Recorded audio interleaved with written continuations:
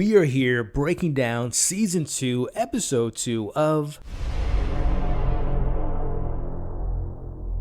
As we open with Mark's, or should I call him Marcus Sebastian's graduation, as he's nowhere to be found because he's too busy fighting against the return of Doc Seismic. The last time we saw him was making new friends who were made out of lava as he's preparing to destroy every single building made on Earth, and he's starting with the Washington Monument. As he begins wreaking havoc, we meet these friends who go by the name of the Magma Knights, as this time around Invincible doesn't have the help of Adam Eve, as we see the Doctor and his friends are getting the upper hand and winning this fight against Mark, up until we see Invincible pushing himself as he takes them out and gives the Doc a seismic uppercut that, I'm not gonna lie, I was surprised it didn't completely take off his head, as Mark makes it just in time to celebrate his graduation. Before moving on, we all gotta take a moment to say congratulations to Marcus/Invincible for winning his first fight, one of many in this very episode. Back at Eve's treehouse, we see William wondering what everyone's plans are for their summer vacations,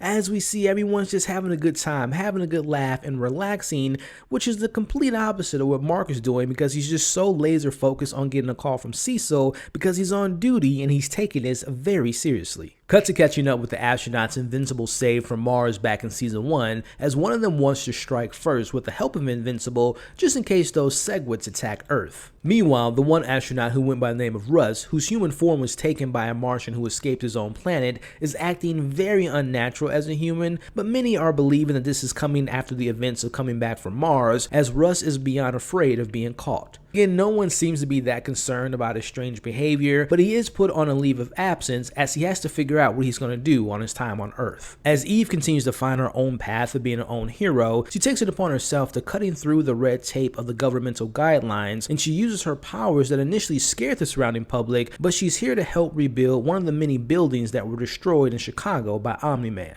See, the people who live in these buildings really appreciate her efforts, but she doesn't just stop there. She proceeds to building a community park on top of an abandoned lot that has been abandoned for over 6 years, something that she'll regret a little bit later in this episode as she receives a call from her mother. Back home, Debbie upsets Mark by offering to take him on a graduation trip to get his mind off of everything going on, but he wants to stay behind and he wants to be available as a hero just in case he gets a call from Cecil. We see Debbie accidentally mentions that he doesn't have to prove to anyone that he's not becoming his dad, which we all know is a sensitive subject for him right now, as he actually gets a call from Cecil and we see Mark leaving this conversation. Back at the Guardians headquarters, we see that they are all exhausted after experiencing one of Immortal's tough training regimens, but Immortal's got a little bit more on his mind than just training, as we see that him and Kate are now a thing, which Rex doesn't approve of this. As the story is starting to come together with Russ, as he's watching a program that's honoring the previous Guardians, they put a spotlight on Martian Man, which seems to spark this idea for Russ that he can make Earth his permanent home, but also he gets this idea that maybe he can join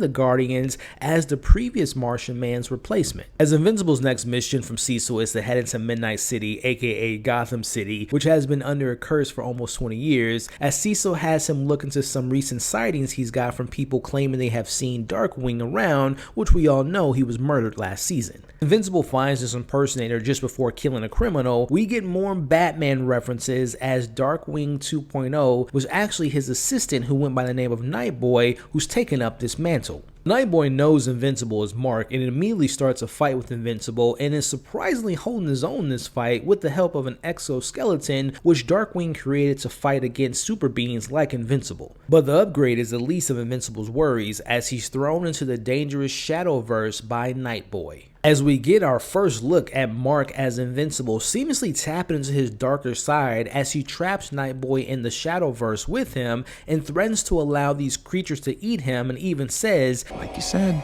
I'm Omni-Man's son. You have no idea what I'm capable of."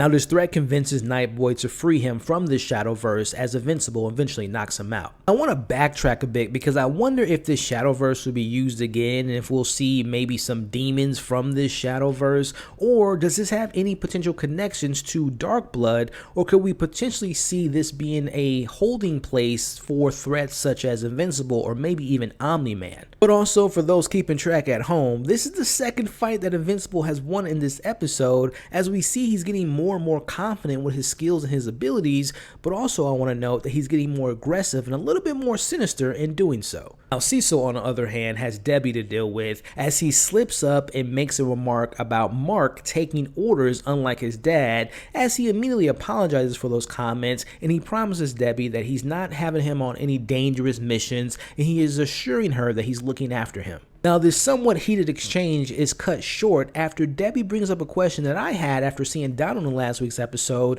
How in the hell is he alive after blowing up last season? Did Cecil make a deal with the demon? Is Donald some type of robot or creation from the GDA? I also want to know, do you all trust Cecil telling Debbie that everything's fine between him and Mark? I'm personally kind of 50-50 because I understand his position based on what happened in his relationship with Nolan. Let me know your thoughts in the comments below. Do you trust Cecil? And again, what do you all think of how Donald is still alive? As Eve pays a visit to her mom after receiving her call, we learn that her parents are actually struggling with money as she immediately creates food for them to have as her dad walks in seeing this with his Burger Mart uniform on.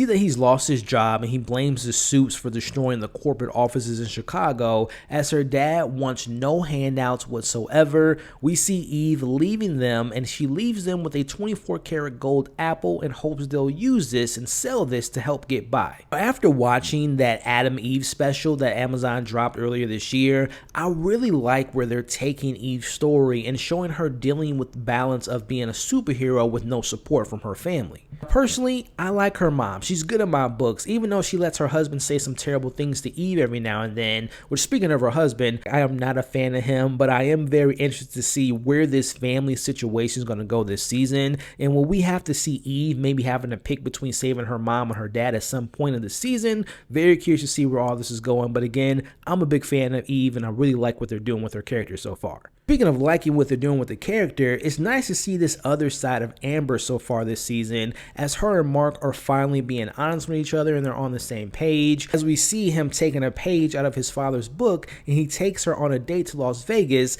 but it's unfortunately kind of shortly lived because Cecil gives him a call. Just taking a note of this, with Mark's remarks about his dad earlier in this episode and now doing this move, which is very much a Nolan move, I wonder if Mark is subconsciously becoming closer to becoming his dad. Going back to Cecil, after the Atlanteans lost their king and Mark's dad was obviously responsible for that, they have threatened to take out the eastern seaboard unless Invincible agrees to marrying the king's widow, the queen. And I have to say, I love how this season so far hasn't forgotten about the consequences of what Omni-Man not only did in the finale, but also his actions dating all the way back to the first episode when he killed all of the Guardians. As Invincible deals with that, we see Cecil gets yet another call, and it's about the return of the Lizard League, who was mentioned back in season 1, but we also got to see them in action being taken down by the Guardians in the opening scene of that Adam Eve special episode, and they definitely are like a nod at the Marvel Comics Serpent Society, or even in the DC comics like the Cobras, but they are definitely not being taken seriously in this universe. Now, Cecil sends the Guardians in to take down this Lizard League, which they do with ease, but they're also introduced to Russ, who now goes by the name of Shapesmith,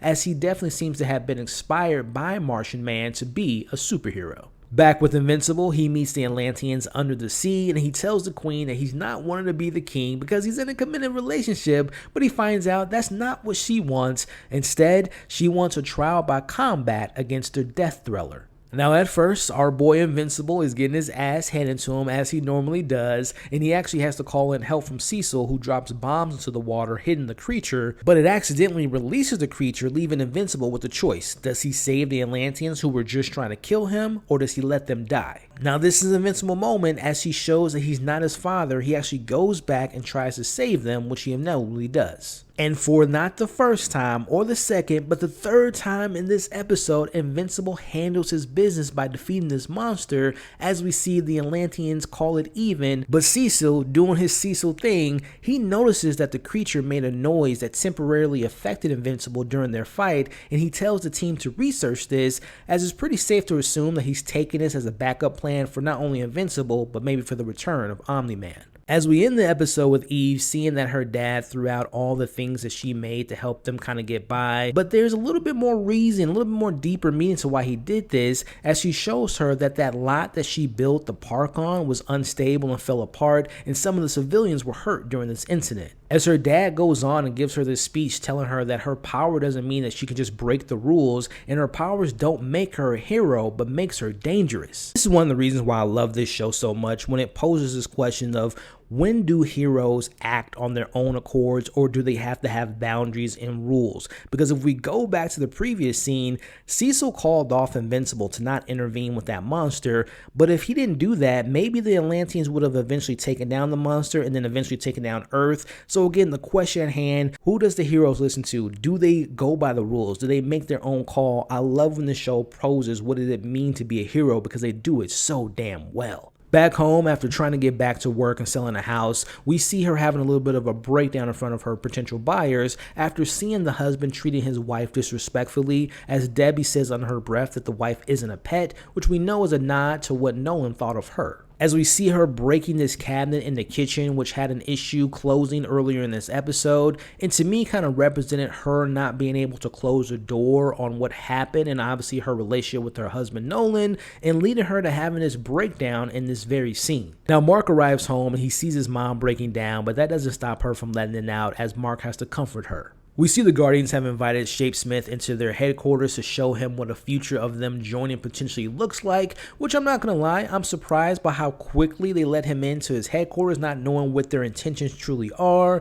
Even Rudy brings up this question, but Shapesmith assures that he was born a baby on planet Earth and promises to use his abilities for good. Cut to Mars as a reminder to seeing what the Segweg did to Mars and most likely headed to Earth next. Back at the Lizard headquarters, they watch their new leader, who's shot in the head by who I assume is the Lizard King who broke out of jail, as our mid-credit scene takes us to a US Pentagon somewhere in the multiverse, where this Earth's Mark is held captive after his Earth managed to take down Omni-Man with these quantum bombs, as we see Angstrom learns how they got him, and we see that this Earth's version of Cecil and Donald are actually women, as Angstrom suggests that they make him pay for what he did, as it's safe to assume that he's going around to different universes to find out a way to defeat.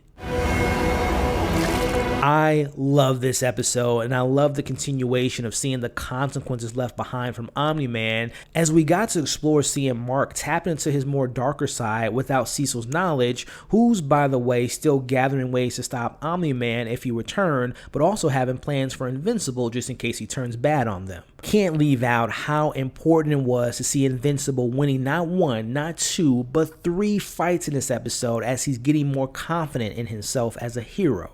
Meanwhile, Debbie might have to take up that offer to seeking help to moving on, and I'm really enjoying the story with Adam Eve still trying to find the best way to be the best hero she feels that she can be, and how this tied into her special, her being created by the government, but then again, wanting to be her own hero and finding her own path. And I just love how the show handles the supporting character storylines, like the Guardians, for example, them welcoming in a new member, and how they continuously show this slow build of all the supervillains in the background, as we have the Segwit to worry about as they're making their way to Earth, we have the Lizard Lead to worry about, all while Angstrom continues his path of revenge against Invincible. And lastly, how the hell did Donald stay alive after that explosion? To me, that points towards some type of important storyline. Is he a robot? Did he really die? I'm really excited to see where that particular storyline goes. This will end my recap and breakdown of Season 2, Episode 2 of Invincible. I want to thank you all for watching this video. I really appreciate it. If you can like this video, share your comments below as well as sharing this video, and of course consider subscribing to the channel.